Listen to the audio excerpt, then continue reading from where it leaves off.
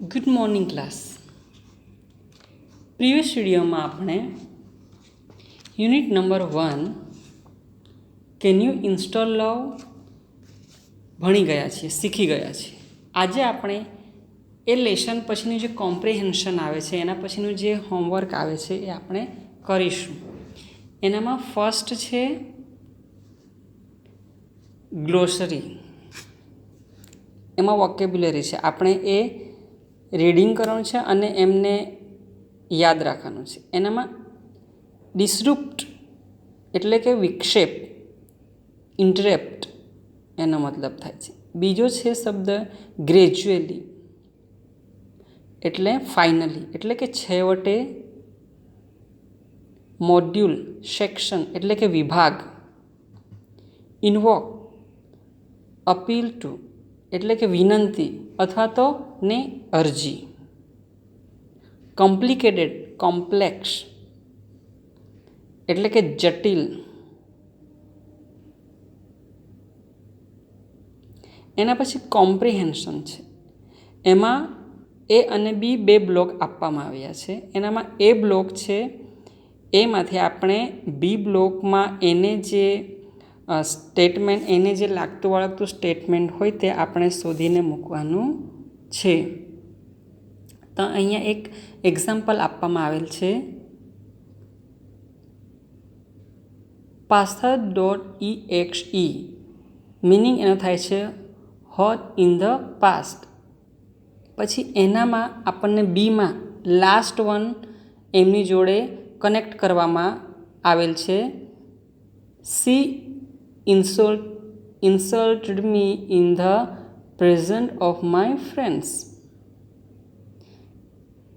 એટલે કે hurt in the past એટલે કે ભૂતકાળમાં એમને હર્ટ કરેલ એટલે કે એમને તકલીફ આપેલ એવો મતલબ થાય છે. તો એના મિનિંગને જે નિયરેસ્ટ લાગે આપણને, એના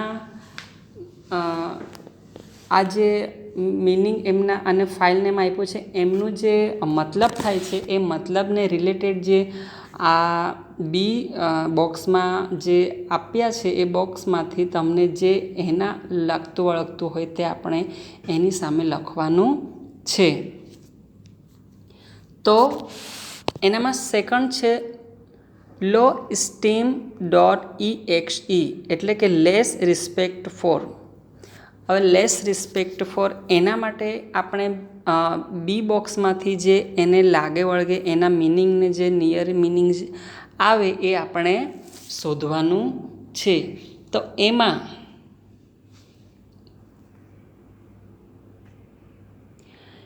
in happens to me every time I commit the same mistake. જે બીમાં જે આપ્યું છે ને એનામાં it happens to me every time.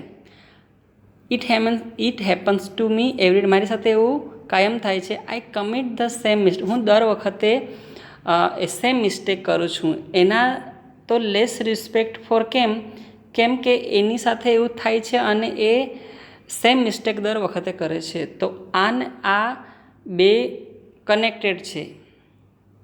પછી ગ્રુટ.exe બિટરનેસ.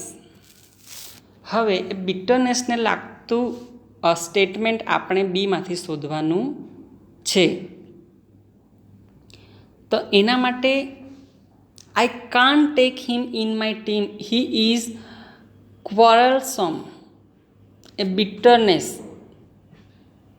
ને આજે I can't take him in my team, હું એને મારી ટીમમાં લેવા માંગતો નથી. હી ઇઝ ક્વોરલસમ, એ હંમેશા ઝઘડો કરે છે બધાની સાથે. એટલા માટે તો જો આ બિટરનેસ છે એનો મતલબ ક્વોરલસમ એટલે કે એમનો મિનિંગ એની જોડે એ સ્ટેટમેન્ટ બંધ બેસતું આવે છે. ડિસલાઇક એટલે ના ગમવું. પછી ડિસલાઇક છે, એનામાં જે ડિસલાઇક એટલે આપણને ગમતું ના હોય એવું. તો આ જે બી બોક્સમાં જે સ્ટેટમેન્ટ છે એનામાં ફર્સ્ટ જે છે જુઓ, આઈ હેટ હિમ. ડિસલાઇક એટલે ના ગમવું, તો આઈ હેટ હિમ. તો આઈ હેટ હિમ એ એમાં આવે છે. ઇનફ સેલ્ફ રિસ્પેક્ટ હવે ઇનફ સેલ્ફ રિસ્પેક્ટ માટે I have done better than last time. My succeed means a lot of my family. જો સક્સેસ મળે તો એના માટે આપણને રિસ્પેક્ટ પણ મળે. તો આ જે ઇનફ સેલ્ફ રિસ્પેક્ટ છે, પોતાના રિસ્પેક્ટ માટે આ જે સેન્ટેન્સ છે, I have done better than last time, એટલે કે ગયા વખત કરતાં મેં અત્યારે બેટર કર્યું છે. My success means uh lot of my family, a lot to my family. તો આ સ્ટેટમેન્ટ ઇનફ સેલ્ફ રિસ્પેક્ટ જોડે બંધ બેસતું આવે છે. અ પાર્ડન છે એની જોડે હેપન્સ, લેટ્સ ઇટ ગો. જે હેપન્સ લેટ ઇટ ગો એ એની સાથે બંધ બેસતું આવે છે. કંઈક થયું, હેપન્સ. એના પછી છે self accept .exe, accept your self as you. આ તમે જે છો એને તમે જેવા છો તેવા પણ તમે પોતાની જાતને એક્સેપ્ટ કરો. તો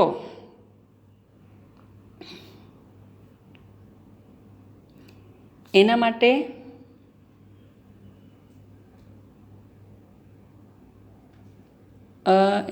જે it means no difference to me whether you like me or not. જો accept your self as you are, તમે જેવા છો તેવા તમે પોતાની જાતને એક્સેપ્ટ કરો. તો અહીંયા એક છેલ્લેથી ઉપરથી બીજો બોક્સ એનામાં છે it means no difference to me whether you like me or not. તમે મને લાઇક કરો કે ના કરો એનાથી મને કોઈ ફરક પડતો નથી. હવે એના પછીનું છે રિયાલિટી ઝેવર્થ .exe, વેલ્યુ ઓફ સેલ્ફ, પોતાની જાતનું મહત્ત્વ. તો એનામાં શું આવે છે, I am hard working enough to achieve my goal. એ જે છે એ વેલ્યુ ઓફ સેલ્ફ માટે બંધ બેસતું આવે છે. Thinking negative of self critic .exe માં જે થિંકિંગ નેગેટિવ ઓફ સેલ્ફ છે એના માટે I am less educated, I can't do it. કારણ કે અહીંયા નેગેટિવ છે, નેગેટિવ વાત કરવામાં આવે છે. થિંકિંગ નેગેટિવ, પોતાની જાત વિશે નેગેટિવ વિચારવામાં આવે છે. એને બંધ બેસતું છે તે I am less educate, I can't do it, કે હું ઓછું ભણેલ છું, હું આ કરી શકું નહીં.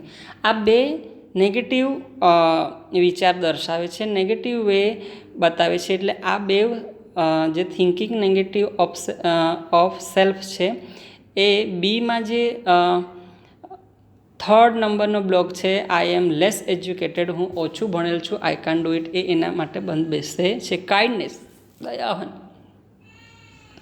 એના માટે it is struggling to coming out, let's help it. Kindness, help it, આ બે શબ્દોથી આપણને ખબર પડી જાય છે કે આને બંધ બેસે છે. હવે એના પછી છે mention the condition for the પર્પઝીસ.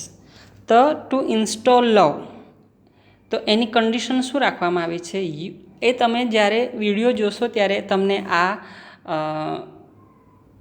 બોક્સમાં કયામાં શું આવશે એ તમને ખબર પડશે. એના માટે તમારે વિડીયોઝ જોવો પડશે અને ત્યાર પછી તમે એની કન્ડિશન અહીંયા તમે લખી શકો છો. હવે એનામાં ફર્સ્ટ છે ટુ ઇન્સ્ટોલ લવ, એ પર્પઝમાં ફર્સ્ટ છે ટુ ઇન્સ્ટોલ લવ અને સેકન્ડમાં છે condition. You have to turn off groot.exe and resentment.exe. ત્યારે જો તમે આ બે જે સોફ્ટવેર છે એ તમે ટર્ન ઓફ કરશો ત્યારે તમારું જે લવ સોફ્ટવેર છે એ ઇન્સ્ટોલ થશે. તેવી જ રીતના જે બીજું છે ટુ ઓવરરાઇટ lowestimate.com. હવે એના માટે આપણે બુક્સમાં શું આપ્યું છે, યુઝ ધ મોડ્યુલ highestimate.exe. તમે જ્યારે આ વિડીયો જોશો ને ત્યારે તમને આ ખબર પડી જશે. તો આના સામે તમારે કન્ડિશનમાં લખવાનું છે use the module highestimate.exe to upgrade the love program. હવે લવ પ્રોગ્રામને અપગ્રેડ કરવાની વાત કરવામાં આવી છે. તો એની કન્ડિશનમાં તમારે લખવાનું છે begin connecting with other hearts. જો તમારે તમારા પ્રોગ્રામને અપગ્રેડ રાખવો હોય તો એના માટે તમારે બીજા હાર્ટ્સ છે એની સાથે કનેક્ટ થવું પડશે. To make your machine love others, love your own machine. એના માટે પણ આપણે એ લેસનમાં આપવામાં આવેલું છે કે તમે બીજાના મશીનને લવ કરો એ પહેલાં તમારે તમારા મશીનને પ્રેમ કરવો પડે. તો અહીંયા શું આવે છે, એની સામે તમારે લખવાનું છે લવ યોર આઉન મશીન. એના પછી છે to tell your machine overwrite any bad files and repair other faulty programs. તો એ એવું કહેવા માગે છે કે તમારે મશીનને ઓવરરાઇટ ફરીથી લખવા માટે કહેવાનું છે શું કે બેડ ફાઇલ્સ છે એને રિપેર કરવાની છે અને ફોલ્ટી પ્રોગ્રામ્સ છે એને પણ તમારે ઓવરરાઇટ કરવાના છે, ફરીથી લખવાના છે. તો એની સામે એની જે કન્ડિશન છે એને લગતું સ્ટેટમેન્ટ્સ છે તે you need to delete selfcritic.exe from all directories and empty your recycle bin. તમારે જે રિસાયકલ બિન છે જ્યાં બધી ડિલીટ ફાઇલ્સ જાય છે તેને પણ તમારે ક્લિયર કરવાની છે. તો પોતાની જાતને પોતે ક્રિટિક કરવાની જે ફાઇલ છે તેને ડિલીટ કરવાની છે. ક્યાંથી? તો ડિરેક્ટરીમાંથી, બધી જ ફ્રોમ ઓલ ડિરેક્ટરીમાંથી તમારે આ સેલ્ફ ક્રિટિક્સની જે ફાઇલ્સ છે એને તમારે ડિલીટ કરવાની છે. અને લાસ્ટ વન છે to get the advantage of love freeway. તો એની સામે તમારે લખવાનું છે be sure to give it and its various modules to everybody you meet. Advantage બનવા માટે તમારે શું કરવું પડે કે various modules to everybody you meet. જ્યારે તમે અલગ અલગ મોડ્યુલ્સને મળશો ત્યારે એનામાંથી જે વેરાયટી આવશે એ વેરિયસ મોડ્યુલ્સ તમારે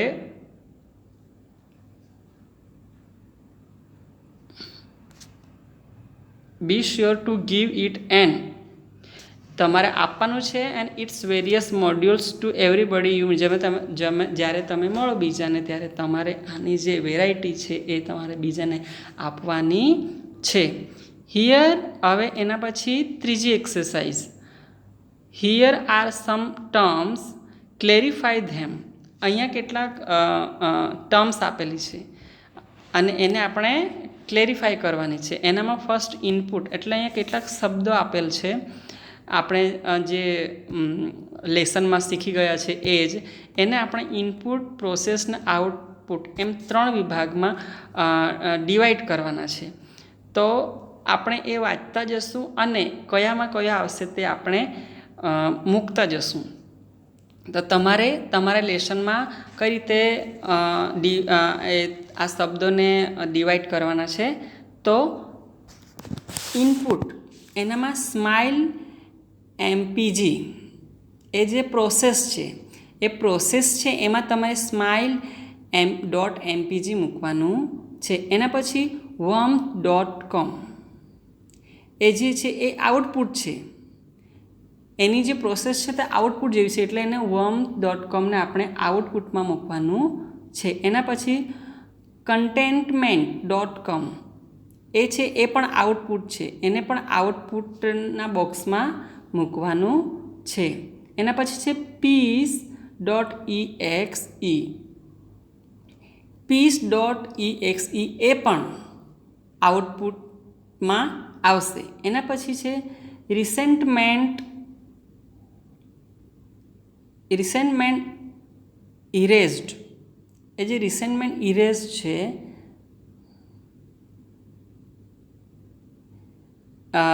એ તમારે આવશે પ્રોસેસમાં આવશે. રિસેન્ટમેન્ટ ઇરેઝડ એ પ્રોસેસના જે બોક્સ છે એમાં આવશે. પછી ઓવરરાઇટ એ પણ તમારે પ્રોસેસના બોક્સમાં જ આવશે. એના પછી ઇન્સ્ટોલ જે છે એ તમારે ઇનપુટમાં આવશે, કેમ કે તમે એને ઇનપુટ કરશો તો ઇન્સ્ટોલ થશે, બરાબર ને? તો ઇનપુટમાં આવશે. પછી forgiveness.exe એ પણ તમારો ઇનપુટ છે, ઇનપુટના બોક્સમાં જ એ આવશે. એના પછી છે goodness.doc. goodness.doc છે એ તમારે પ્રોસેસમાં આવશે. કયામાં? પ્રોસેસમાં. હવે એના પછી છે આપણે exercise number 4, answer these questions. Answer these questions એ તમારે આ વિડીયો જોઈને કરવાનું છે. ખબર પડી? જે ફર્સ્ટ એનો ક્વેશ્ચન છે, what will be the effect of installing love install કરવાથી શું અસર થાય છે એ. How can growth and resentment obstruct love in real life. પછી એના પછી છે why does the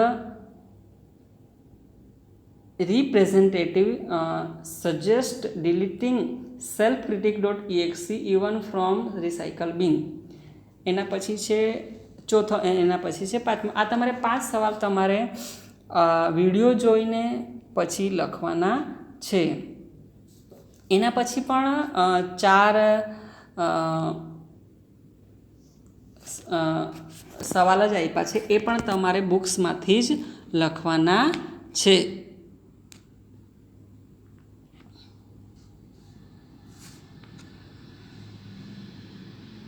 હવે નેક્સ્ટ વિડીયોમાં આપણે એના પછીનું છે એ જોશું. જે પોએમ છે એ આપણે એના પછીના વિડીયોમાં જોશું. તમારે આટલું અત્યારે જે યુનિટ પૂરું થયું એના પછીનું જે તમારું લેસન છે એ તમારા ચોપડામાં કરવાનું રહેશે.